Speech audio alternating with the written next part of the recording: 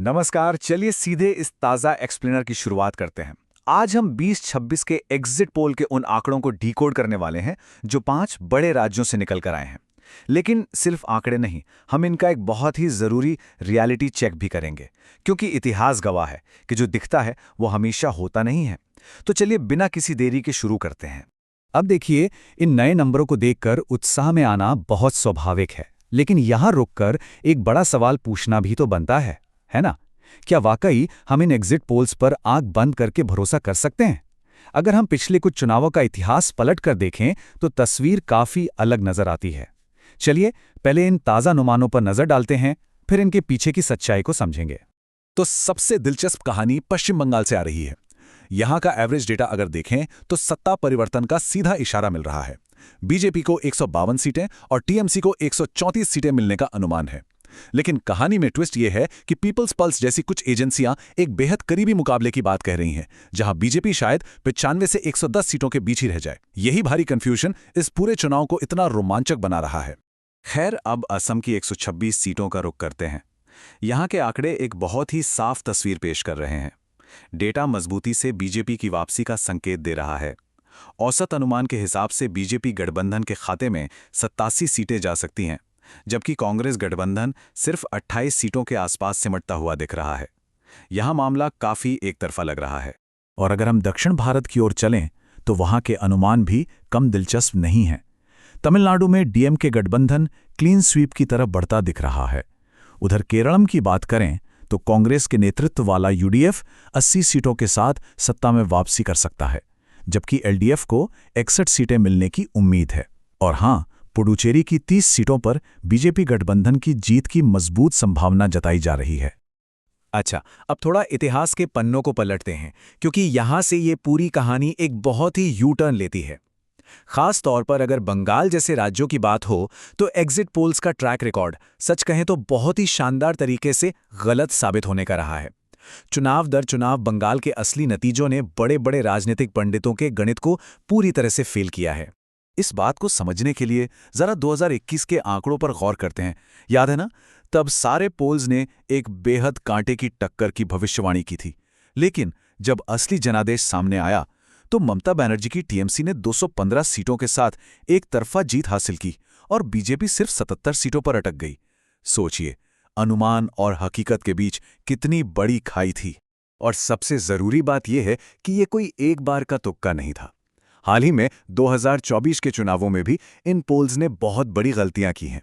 महाराष्ट्र में महायुति की बम्पर जीत की तो इन्हें भनक तक नहीं थी, और हरियाणा में कांग्रेस की एक तरफा जीत की गलत भविष्यवाणी कर दी गई। जब नतीजे आए तो सच्चाई बिल्कुल इसके उलट थी। यहां तक कि अगर हम राष्ट्रीय स्तर की बात करें तो वहां भी हालात कुछ खास अलग नहीं रहे। 2024 के लोकसभा चुनावों को ही ले लीजिए। पोल्स शोर मचा रहे थे कि एनडीए 350 के पार जाएगी और विपक्ष 150 के आसपास रहेगा। लेकिन असल में क्या हुआ? एनडीए 300 के नीचे ही रुक गई और विपक्ष ने 200 का आंकड़ा आसानी से पार कर लिया। ये साफ तौर पर दिखाता है कि सिर्फ इन नंबरों के भरोसे बैठना कितना भ्रामक हो सकता है। तो चलिए इन गणितीय भविष्यवाणियों से थोड़ा बाहर निकलते हैं और जमीनी हकीकत पर बात करते हैं। वो अकाट्य तथ्य जो बंगाल चुनाव के दौरान सच में पोलिंग बूथ्स पर देखने को मिले। क्योंकि सच पूछे तो असली चुनाव किसी टीवी स्टूडियो में नहीं बल्कि जमीन पर लड़ा जा रहा था। और जमीन पर जो दिखा वो सच में हैरान करने वाला था। पहले ही चरण में 152 सीटों पर 93.19% का बम्पर मतदान रिकॉर्ड किया गया। जी हां, 93% से ज्यादा। ये कोई छोटा मोटा आंकड़ा नहीं है। ये पिछले चुनाव से सीधे सीधे 9% की छलांग है। ये दिखाता है कि लोग किस कदर अपने घरों से निकलकर वोट डालने पहुंचे। और लोगों का ये भारी उत्साह सिर्फ पहले चरण तक सीमित नहीं था। दूसरे चरण में भी 142 सीटों पर 91% से ज्यादा वोटिंग हुई।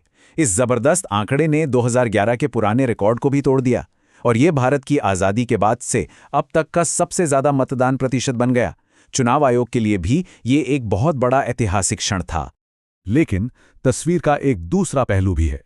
इस ऐतिहासिक मतदान के साथ साथ पूरे राज्य में भारी तनाव और अशांति का साया भी साफ मंडराता रहा।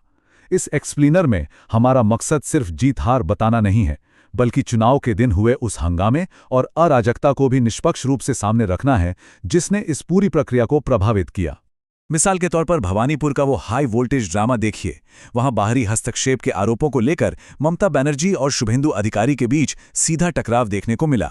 देखते ही देखते हालात इतने बिगड़ गए कि दोनों पार्टियों के बीच जबरदस्त नारेबाजी शुरू हो गई और फिर बेकाबू होती भीड़ को हटाने के लिए पुलिस को लाठीचार्ज तक करना पड़ा। इसके अलावा कई जिलों से ईवीएम से छेड़छाड़ के बेहद गंभीर आरोप भी सामने आए।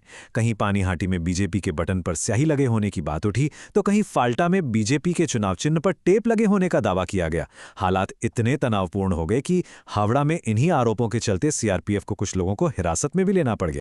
दुर्भाग्य से पूरा का पूरा मतदान का दिन मानो हिंसा की एक टाइमलाइन में बदल गया। सुबह सुबह खबरें आईं कि चापड़ा में मुशर्रफ नाम के एक बीजेपी पोलिंग एजेंट पर लोहे की रॉड से हमला हुआ। फिर दोपहर होते होते कैनिंग से आरोप लगे कि सीआरपीएफ ने एक टीएमसी एजेंट की पिटाई कर दी। और फिर शाम ढलते ढलते कांचरापाड़ा में टीएमसी और निर्दलीय गुटों के बीच खुलेआम झड़पें शुरू हो गई। राज्य में करीब 2 लाख केंद्रीय बलों की तैनाती थी और इसको लेकर जमीन पर जो गुस्सा था वो अपने चरम पर पहुंच चुका था।